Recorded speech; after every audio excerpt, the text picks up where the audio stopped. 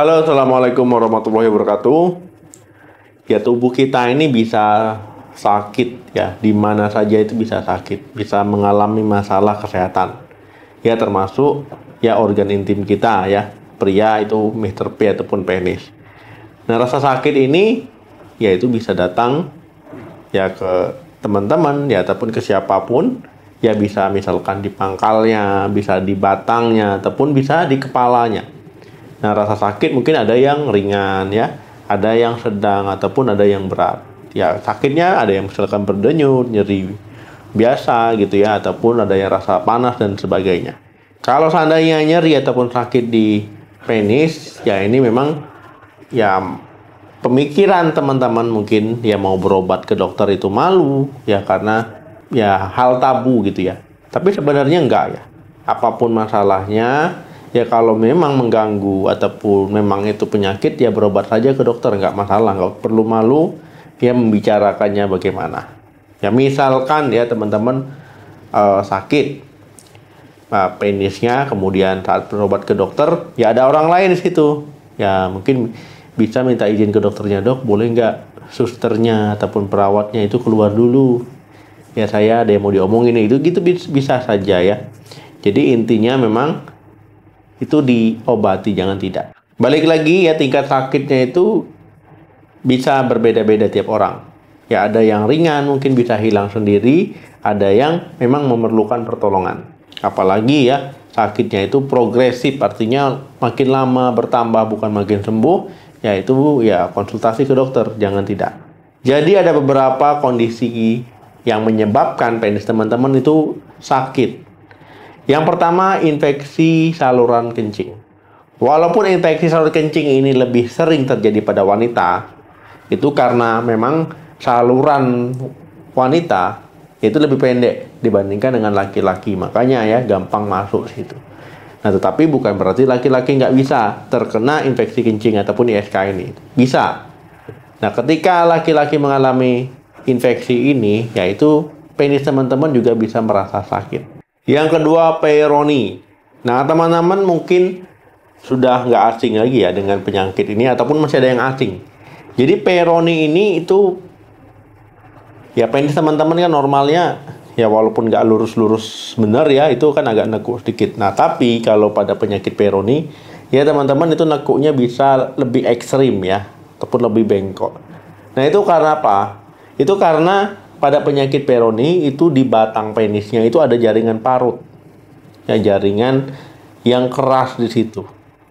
Nah, ketika jaringan itu tumbuh di situ, itu bisa menyebabkan penis yang tadinya normal saat ereksi itu bisa makin bengkok. Dan bahkan kalau saat ereksi itu bisa nyeri. Nah, ini kalau seandainya dilihat lekukannya, ya memang keren ya, nekuknya itu bengkok seperti ini. Tapi itu tidak ya, itu masalah.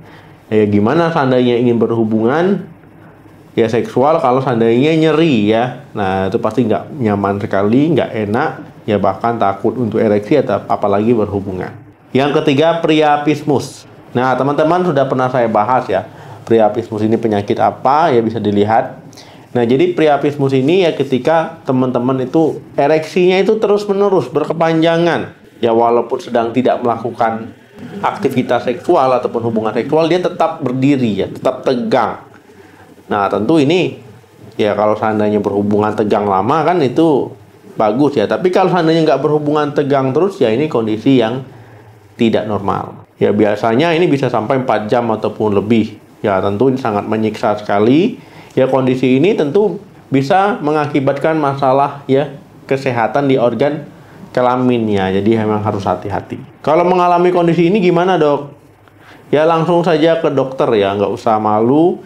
Ya ini karena memang harus dilakukan tindakan. Yang keempat, balanitis. Balanitis ini dia peradangan pada kepala penis, pada kulupnya. Biasanya ataupun umumnya ya ini mengenai orang yang belum disunat ataupun yang tidak disunat.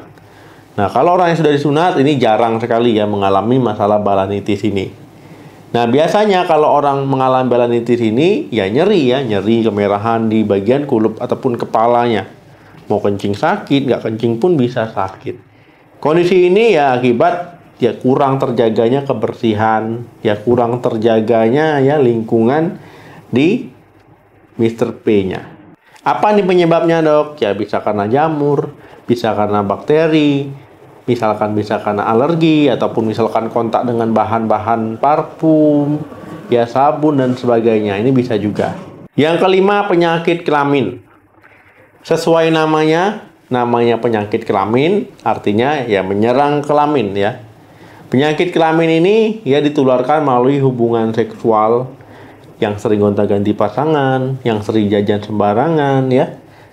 Apalagi teman-teman nggak tahu ya pasangannya itu siapa, ya sehat atau tidak, memiliki riwayat penyakit tertentu atau tidak. Ya karena kalau sering gonta-ganti pasangan berisiko, apalagi yang sering jajan ataupun lewat pekerja seks komersial. Nah ini bisa kena gonore, kena klamidia, kena sifilis, kena juga herpes ya. Ini bisa saja.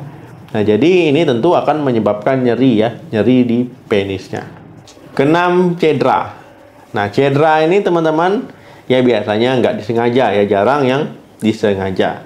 Nah cedera ini ya tentu ini akan menyebabkan masalah pada penis. Misalkan teman-teman ya naik motor ya kemudian terjatuh ataupun naik mobil kecelakaan ataupun apapun, intinya yang membuat penis teman-teman cedera. Ya ini akhirnya menyebabkan ya penis sakit.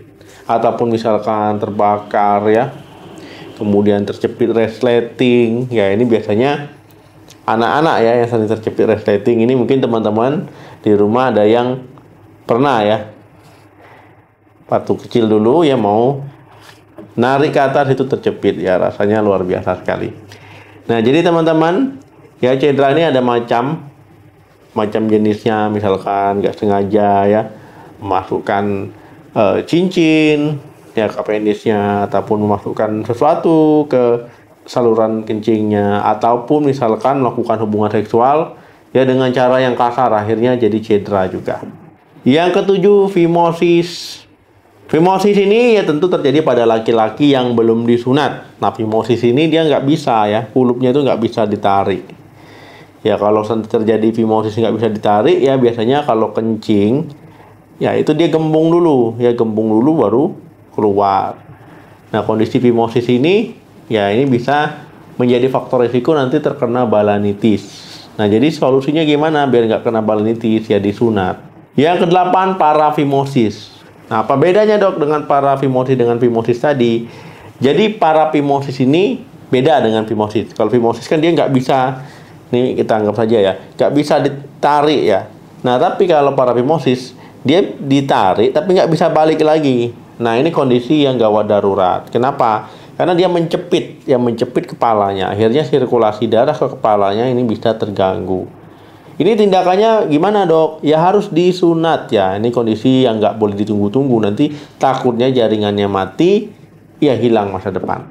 Nah teman-teman ya itu tadi ya penyebab penis ya bisa mengalami sakit ataupun nyeri. Mungkin ada tambahan, silakan tulis di kolom komentar ya. Pengalaman teman-teman sakit apa, penisnya kok nyeri ya, boleh di-share di kolom komentar.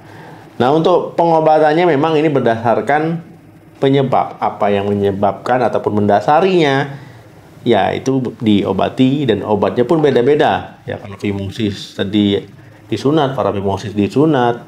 Misalkan kalau balanitis tadi yaitu diberikan antibiotik dan sebagainya. Jadi intinya beda-beda ya, tergantung dari penyebab.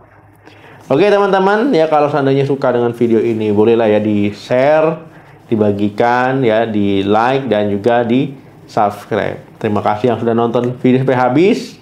Ya, sampai ketemu lagi di video saya selanjutnya. Kalau mau bahas video selanjutnya apa, ya bolehlah ya di kolom komentar, nanti saya baca-baca. Salam sehat, sampai jumpa.